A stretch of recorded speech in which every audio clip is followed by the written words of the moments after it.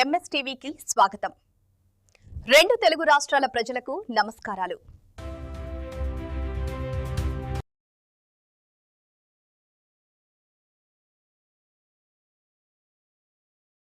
Welcome to MSTV. ఈరోజు మడగూడెం గ్రామం పంచాయతీగా వచ్చాము. మరి ఇక మహిబాద్ జిల్లా గంగవరం మండలం. అయితే ఇక్కడ సర్పంచ్గా గెలిచినటువంటి మీ పేరు ఈసం సురేష్ గారిని కలవడానికి వచ్చాము. నమస్తే సార్. నమస్కారం అండి. చెప్పండి సార్, మీకు కాంగ్రెస్ పార్టీ తరఫున టికెట్ ఇచ్చినందుకు, గెలిచినందుకు మీరు ఏ విధంగా ఫీల్ అవుతున్నారు? అదేవిధంగా మీ గ్రామ ప్రజలకు మీరు ఏమని సమాధానం చెబుతున్నారు? ముందుగా మా కోసం ప్రత్యేకంగా మా విలేజ్కి వచ్చి మా ఇంటర్వ్యూ తీసుకున్నందుకు ఎంఎస్టీవీ గారికి మా నమస్కారాలు. నేను కాంగ్రెస్ పార్టీ గ్రామ సర్పంచ్గా, మడగూడ గ్రామ సర్పంచ్గా ఎన్నికైనాను. నాకు సీటు ఇవ్వడానికి కారణం నేను సీతక్క అండదండలతో నేను గ్రామాన్ని చాలా అభివృద్ధి చేశాను. ఎందుకంటే నేను సర్పంచ్ కాకముందు కూడా కాంగ్రెస్ గ్రామ పార్టీ అధ్యక్షుని అయినా కానీ అప్పటి నుంచెల్లే సీతక్క అండదండలతో గ్రామానికి గత 2025 సంవత్సరంలో 9 సీసీ రోడ్లు తీసుకొచ్చిన. ఆ తర్వాత ముందుగా నన్ను ప్రజలు గ్రామ సర్పంచ్గా గెలిపేయడానికి నేను ఏకాగ్రంగా నన్ను గెలిపించిండ్రు. ప్రజాదరణ అభివృద్ధి వారికి నన్ను గెలిపించినందుకు వారికి నా నమసుమాంజలి.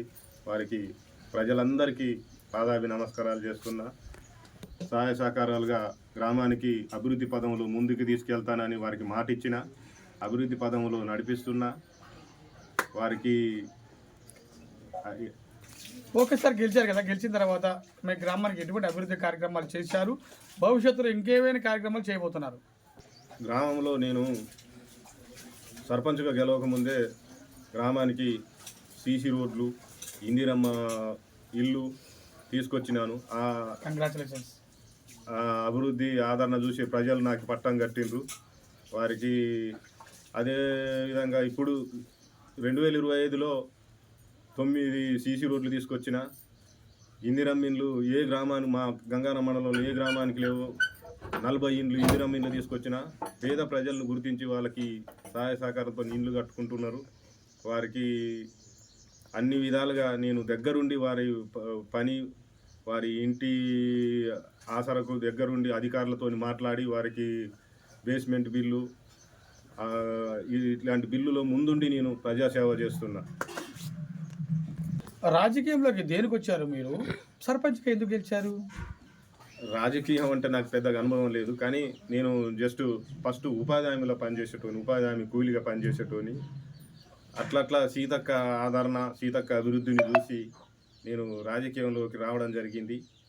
రాజకీయంలోకి వచ్చి వచ్చిన వెంటనే గ్రామ పార్టీ అధ్యక్షుని చేసింది సీతక్క గారు. ఆ తర్వాత మొన్నటి రీసెంట్ ఎలక్షన్లో నాకు సర్పంచ్ సీట్ ఇచ్చి నన్ను ప్రజల ఆదరణ చూసి నేను కాంగ్రెస్ పార్టీకి ఆకర్షితునై ప్రజాసేవలో ముందంజలో ఉంటున్నాను.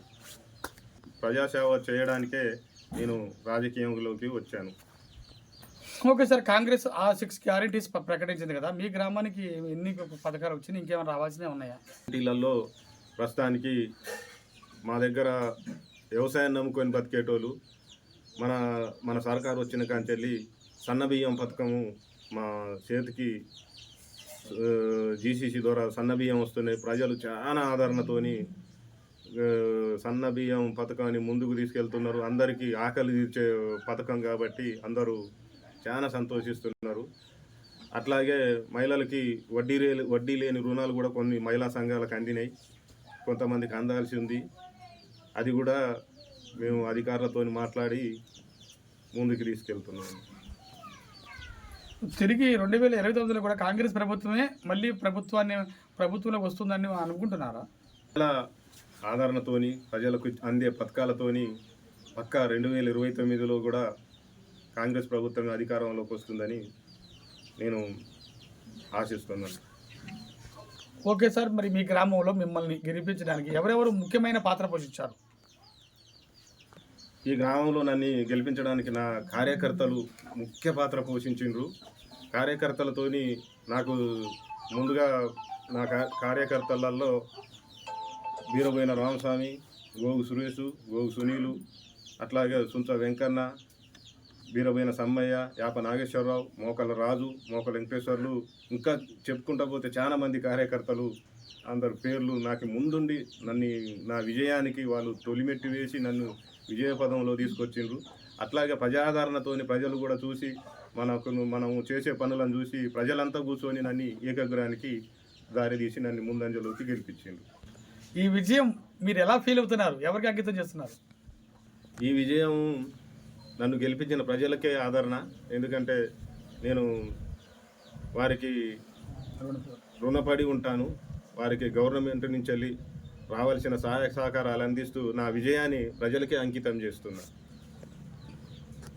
మడగూడెం సర్పంచ్ గారు ఇప్పటి వరకు చాలా చక్కగా మనతో మాట్లాడారు. ఎందుకంటే ఆయన మరి రాజకీయంలోకి వచ్చింది ప్రజలకు సేవ చేయడం కోసమే వచ్చానన్నారు. సీతక్క గారి ఆదరణతో, సీతక్క గారి ప్రోద్బలంతో ఈ సర్పంచ్ గెలిచాను, నా వంతుగా సహాయ సహకారాలు గ్రామానికి అందిస్తానంటున్నారు.